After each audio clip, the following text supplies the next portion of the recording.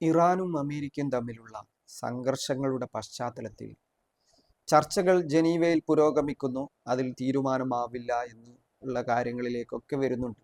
പക്ഷേ അമേരിക്ക ഇത്രയും സന്നാഹങ്ങൾ ഒരുക്കി ഇസ്രായേലിന്റെ പിന്തുണയിൽ, മൊസാദിന്റെ പിന്തുണയിൽ അമേരിക്കയുടെയും ഇസ്രായേലിന്റെയും സംയുക്തമായ സൈനികാക്രമണം നടത്താൻ എന്തുകൊണ്ട് അവർ ഇതുവരെയും തയ്യാറായിട്ടില്ല എന്നുള്ളത് വളരെ പ്രധാനപ്പെട്ട ഒരു ചോദ്യമാണ്. അപ്പോൾ അതുമായി ബന്ധപ്പെട്ട് പറഞ്ഞു വരുമ്പോൾ നിലവിൽ ലോകത്ത് മൊത്തം മനസ്സിലാക്കി വെച്ചിരിക്കുന്ന ഒരു കാര്യങ്ങളുണ്ട്. ഇറാന്റെ കയ്യിൽ ആണവായുധമില്ല, അവർ അതിനുള്ള ശ്രമങ്ങളിലാണ്. അവരുടെ ആണവ സമ്പുഷ്ടീകരണം, യുറേനിയം സമ്പുഷ്ടീകരണം നടത്തി ആണവായുധം ഉണ്ടാക്കുമെന്നാണ് പറയുന്നത്. എന്നാൽ ഇറാൻ പറയുന്നത് അവരുടെ വൈദ്യുതി ആവശ്യങ്ങൾക്ക് വേണ്ടി കൂടിയാണ് ഈ യുറേനിയം. ഇതാണ് ഇവർ സമ്മതിക്കാത്തത്. നിലവിൽ യൂറോപ്യൻ രാജ്യങ്ങളാണ് ഈ വൈദ്യുതിയൊക്കെ മറ്റുള്ള രാജ്യങ്ങൾക്ക് നൽകുന്നത്. ഈ ആണവ ശക്തികളായി മാറിയിട്ടുള്ള രാജ്യങ്ങൾ അതിന് തടസ്സമുണ്ടാക്കുമെന്നാണ് അവർ കരുതുന്നത്. സ്വയം നിർണ്ണയിക്കാനുള്ള ഇറാന്റെ അവകാശങ്ങൾക്ക് മേലുള്ള കടന്നുകയറ്റമാണിത്. ഇറാൻ സ്വന്തം നിലയ്ക്ക് ഈ യുറേനിയം സമ്പുഷ്ടീകരണം ഉണ്ടാക്കി വൈദ്യുതി മേഖലയിലടക്കം സ്വയം ശാക്തീകരിച്ചാൽ ഇറാനെ ലോകത്ത് മാറ്റി നിർത്താൻ കഴിയാത്ത ശക്തിയായിട്ട് മാറും. അതാണ് ഈ യുറേനിയം സമ്പുഷ്ടീകരണവുമായി ബന്ധപ്പെട്ട വിഷയം എന്നുള്ളത്. എന്നാൽ ഈ അമേരിക്കയും ഇസ്രായേലും കഴിഞ്ഞ വർഷങ്ങളായി പറഞ്ഞുകൊണ്ടിരിക്കുന്നത്, പതിറ്റാണ്ടുകളായി പറഞ്ഞുകൊണ്ടിരിക്കുന്നത് ഇറാൻ ഇപ്പോഴാണ് ആയുധം ഉണ്ടാക്കാൻ ശ്രമിക്കുകയാണ്, ഇപ്പോഴുണ്ടാക്കും, ഉണ്ടാക്കിയാൽ ഉടനെ ലോകത്ത് സമാധാനം നഷ്ടപ്പെടും, ഞങ്ങൾ ആക്രമിക്കുമെന്നാണ്. ഇതാണ് അവിടെ അവർ പറയുന്ന കാര്യം എന്നുള്ളത്. പക്ഷേ ഇവരുടെ സന്നാഹങ്ങളൊക്കെ എല്ലാ മേഖലകളിലും വരുന്നു. അമേരിക്കയുടെ ഏറ്റവും പ്രധാനപ്പെട്ട യുദ്ധവിമാനങ്ങൾ അല്ലെങ്കിൽ സൈനിക കപ്പലുകൾ അതൊക്കെ വരുന്നു, അതാത് പ്രദേശങ്ങളിൽ നിലയുറപ്പിക്കുന്നു. മിഡിൽ ഈസ്റ്റിലെ അവരുടെ ബേസ് ക്യാമ്പുകളിലെല്ലാം അവരുടെ സൈനിക സംവിധാനങ്ങൾ നിലയുറപ്പിച്ചിരിക്കുകയാണ്. അപ്പോൾ ആക്രമണം ഏത് നിമിഷവും ഉണ്ടാകും, ഇറാനെ നിലംപരിശരാക്കും. ഇതാണ് ട്രംപും ഇസ്രായേലും പറയുന്നത്. ഇസ്രായേൽ ഇത് ആവർത്തിക്കുന്നുണ്ട്, ഇറാനെ ഭൂമുഖത്ത് നിന്നും തുടച്ചു നീക്കുമെന്ന്. ഇങ്ങനെ പ്രഖ്യാപനങ്ങൾ നടത്തിക്കൊണ്ടിരിക്കുന്നതല്ലാണ്ട് ആക്രമണത്തിലേക്ക് എന്തുകൊണ്ട് പോകുന്നില്ല? നേരത്തെ ഇസ്രായേൽ നടത്തിയ ആക്രമണങ്ങൾ പോലും ഇപ്പോൾ നടത്തുന്നില്ല. ഇതാണ് വളരെ പ്രസക്തമായ ചോദ്യം. സത്യത്തിൽ ലോകം മനസ്സിലാക്കിയതുപോലെയാണോ കാര്യങ്ങൾ? ഇറാന്റെ കയ്യിലുള്ളത് ഇവർ പറയുന്ന അത്രയും ആയുധങ്ങൾ മാത്രമാണ്. ബാലിസ്റ്റിക് മിസൈൽ മാത്രമാണ് ഇറാന്റെ ശക്തി. ഇറാന്റെ ശക്തി എന്താണെന്ന് കഴിഞ്ഞ 12 ദിന യുദ്ധത്തിൽ, ഇസ്രായേലുമായിട്ടുള്ള യുദ്ധത്തിൽ മനസ്സിലായിട്ടുണ്ട്. ഇസ്രായേലിന്റെ പ്രധാനപ്പെട്ട ഹൈഫയിലും ടെലവീവിലും ഒക്കെ പതിച്ച മിസൈലുകൾ പരിശോധിച്ചാൽ അത് മനസ്സിലാവുന്ന കാര്യമാണ്. അതിന്റെ വ്യാപ്തിയും ആഴവും എന്താണെന്ന്. പരിപൂർണമായിട്ടുള്ള ഒരു യുദ്ധമല്ല അത് നടന്നത്, 12 ദിന യുദ്ധമാണ്. പൂർണ്ണമായിട്ടുള്ള ഒരു യുദ്ധമാണെന്ന് പറയാൻ കഴിയില്ല. പക്ഷേ അതല്ല ഇറാന്റെ കയ്യിലുള്ള ആയുധങ്ങൾ, അതിനപ്പുറമുള്ള ആയുധങ്ങൾ ഇറാന്റെ കയ്യിലുണ്ട്. അതാണ് ഇവരെ ഭയപ്പെടുത്തുന്നത്. ഇത് അനൗദ്യോഗികമായിട്ട് ഇറാന്റെ പല സൈനിക മേധാവികളും അല്ലെങ്കിൽ പരമോന്നത നേതാവും ഒക്കെ അനൗദ്യോഗികമായിട്ട് പലതവണ പറഞ്ഞിട്ടുണ്ട്. ഞങ്ങളുടെ ആയുധങ്ങൾ എന്നുള്ളത് നിങ്ങൾ പ്രതീക്ഷിക്കുന്നതിനേക്കാളും അപ്പുറമാണ്. നിങ്ങളുടെ റഡാർ സംവിധാനങ്ങളെ മറികടന്നുകൊണ്ട് നിങ്ങൾക്ക് പ്രഹരമേൽപ്പിക്കാൻ, അതിശക്തമായി പ്രഹരമേൽപ്പിക്കാൻ ഞങ്ങൾക്ക് കഴിയുമെന്ന് ഇറാൻ പലപ്പോഴും പറയുന്നുണ്ട്. ഇതെന്തുകൊണ്ടാണ് ഇങ്ങനെ? അപ്പോഴാണ് പുതിയ ഒരു തിയറികൾ അവതരിപ്പിച്ചു വരുന്നത്.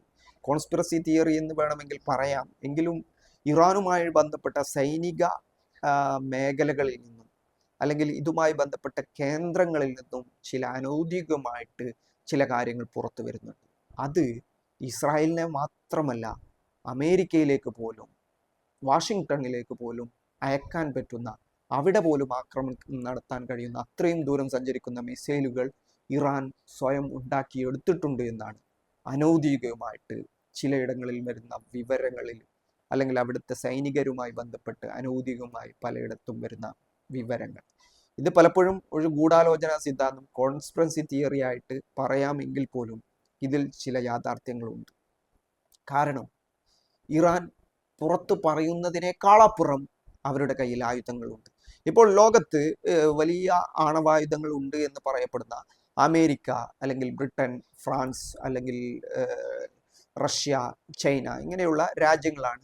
അവരുടെ കയ്യിൽ ഇത്തരം ആണവായുധങ്ങളുണ്ട് എന്നാണ് അവർ ഔദ്യോഗികമായിട്ട് പറയുന്നത്. ഇസ്രായേലിന്റെ കയ്യിലാണ് ആണവായുധങ്ങൾ ഒരുപാടുള്ളത്. അവർ ഇതുവരെയും ആണവ ശക്തിയാണെന്ന് സ്വയം പറഞ്ഞിട്ടില്ല. പക്ഷെ അവരുടെ കയ്യിലുണ്ട് എന്ന് ലോകം വിശ്വസിക്കുന്നു, മനസ്സിലാക്കും. അവർ എന്നുള്ളത് ഭൂലോക ചതിയന്മാരാണ്. എല്ലാ കാലത്തും അവരുടെ പരിപാടി അത് തന്നെയാണ്. ഇങ്ങനെയാണ് കാര്യങ്ങൾ. പക്ഷെ ഇറാന്റെ കയ്യിലുള്ള ആയുധങ്ങൾ, ഇത് അമേരിക്കയ്ക്ക് പോലും അയക്കാൻ പറ്റുന്ന മിസൈലുകൾ, ആക്രമണം നടത്താൻ പറ്റുന്ന ആയുധങ്ങളും മിസൈലുകളും ഇറാന്റെ കയ്യിലുണ്ട്. അവർ അത് ഉൽപ്പാദിപ്പിച്ചിട്ടെടുത്തിട്ടുണ്ട് എന്നാണ് അനൗദ്യോഗികമായിട്ട് മനസ്സിലാക്കാൻ കഴിയുന്നത് ഇതാണ് അമേരിക്കയെ ഇപ്പോൾ ഏറ്റവും കൂടുതൽ ഭയപ്പെടുത്തിയിരിക്കുന്നത്. അതുകൊണ്ടുകൂടിയാണ് അമേരിക്ക ഈ ഒരു ആക്രമണത്തിൻ്റെ എല്ലാ കുന്തമുനകളും ഇറാനെ ലക്ഷ്യമാക്കി വെച്ചിരിക്കുന്നത്. പക്ഷേ ഇറാൻ ഈ ഒരു കാര്യം പറയാതെ പറയുന്നത് അമേരിക്കൻ ആക്രമണങ്ങൾ തടയുക എന്നുള്ള ഉദ്ദേശത്തോടു കൂടിയാണ്. അല്ലെങ്കിൽ അമേരിക്കയോട് ഇറാൻ പറയുന്നത് നിങ്ങൾ ആക്രമിച്ചോളൂ, ഞങ്ങൾ തിരിച്ചടിക്കുമെന്നാണ്. അത് മേഖലാ യുദ്ധമായി മാറുമെന്നാണ്, സമ്പൂർണ്ണ യുദ്ധമെന്നാണ്. ചെറിയൊരു തീപ്പൊരി പോലും ഞങ്ങൾ അവിടെ അനുവദിക്കില്ല, പരിമിതമായ ആക്രമണങ്ങൾ പോലും അനുവദിക്കില്ല. ഇതാണ് കാര്യങ്ങൾ വ്യക്തമായിട്ട് പറയുന്നുള്ളത്. ഇനി ഇന്ത്യയിലേക്ക് വന്നാൽ, ഇന്ത്യയുടെ പ്രധാനമന്ത്രി ഇപ്പോൾ ഇസ്രായേൽ സന്ദർശിക്കുന്നു. ഇസ്രായേൽ സന്ദർശിച്ച് നരേന്ദ്രമോദി എന്താണ് പറയുന്നത്? നരേന്ദ്രമോദി പറയുന്നു, ഇസ്രായേലും ഞങ്ങൾ ആത്മാർത്ഥ സുഹൃത്തുക്കളാണ്, പുതിയ ബന്ധങ്ങൾ ഉണ്ടാക്കുന്നു, പുതിയ കരാറുകൾ ഉണ്ടാക്കുന്നു. ഫലസ്തീനിലെ ഇസ്രായേലിന്റെ വംശഹത്യയെ മോദി തള്ളപ്പറയുന്നു, അത് ഈ ഭീകരർക്കെതിരായുള്ള യുദ്ധമെന്ന് പറയുന്നു. ഇന്ത്യയുടെ പരമ്പരാഗത ഫലസ്തീൻ നയത്തിനെതിരായ ഒരു നിലപാട് ഇന്ത്യയുടെ പ്രധാനമന്ത്രി അവിടെ പോയി പ്രഖ്യാപിക്കുന്നു. എങ്ങനെ അവിടെ പോയി പ്രഖ്യാപിക്കുമ്പോൾ അവിടെ മറ്റൊരു പ്രശ്നമുണ്ട്. ഇസ്രായേലിന്റെ നിലനിൽപ്പ് പോലും എത്ര നാളെന്ന് അറിഞ്ഞൂടാ. അയൺ ഡോമിന്റെ സംവിധാനങ്ങളൊക്കെ തകർത്ത് തരിപ്പണമാക്കിയാണ് ഇറാന്റെ മിസൈലുകൾ വന്നത്. ഹിസ്ബുള്ളയുടെ റോക്കറ്റുകളും അല്ലെങ്കിൽ ഹിസ്ബുള്ളയുടെ സംവിധാനങ്ങൾ തന്നെ അയൺ ഡോമിനെ തകർത്തതാണ്. പിന്നീട് ഇറാനിലേക്ക് വരുമ്പോൾ അതിനേക്കാൾ അപ്പുറമാണ് കാര്യങ്ങൾ. അങ്ങനെയുള്ള അയൺ ഡോമുകൾ വാങ്ങാനും മറ്റുള്ള കരാറുകളാണ് നരേന്ദ്രമോദി പോയി ഉറപ്പിക്കുന്നുള്ളത്. ഒരു തകരാൻ പോകുന്ന രാജ്യത്തേക്കാണ് വീണ്ടും പോയിട്ട് അവരുടെ വംശഹത്യയെ പിന്തുണച്ചിരിക്കുന്നത്. ലോകത്ത് ഇന്ത്യ കൂടി ഒറ്റപ്പെടാനുള്ള കാര്യങ്ങളിലേക്ക് ഇത് മാറും. അതുകൂടാതെ റഷ്യയും ചൈനയും ഇറാനുമായിട്ടുള്ള സൗഹൃദങ്ങൾ കൂടിയാണ് ഇതോടുകൂടി ഇല്ലാതാവുന്നത്. ഇന്ത്യയുമായിട്ട് പരമ്പരാഗതമായിട്ട് നല്ല സൗഹാർദ്ദ അന്തരീക്ഷത്തിൽ ഉണ്ടായിരുന്ന രാജ്യങ്ങളെ കൂടിയാണ് ഇത് അകറ്റുന്നത്, രാജ്യത്തെ സൗഹാർദ്ദ അന്തരീക്ഷത്തിൽ നിന്നും അകറ്റുന്നത് എന്ന് പറയേണ്ടി വരും.